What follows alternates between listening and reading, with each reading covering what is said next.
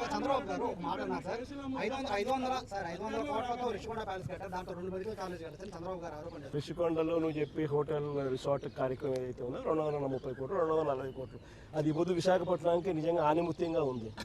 అదే చంద్రబాబు నాయుడు యోగా కోసం, యోగా గుర్తుందా? యోగా అనేది గుర్తుందా? ఒక్కరోజు ప్రోగ్రాం యోగాకు ఖర్చు పెట్టిందంట 330 కోట్లు.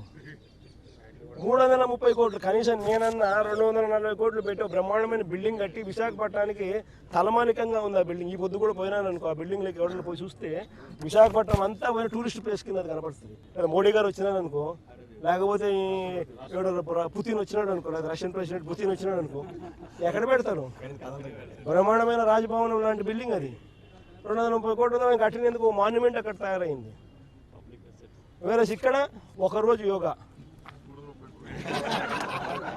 ఒకరోజు 330 కోట్లు, 330 కోట్లు ఆవిరి. దాన్ని ఏమంటారు?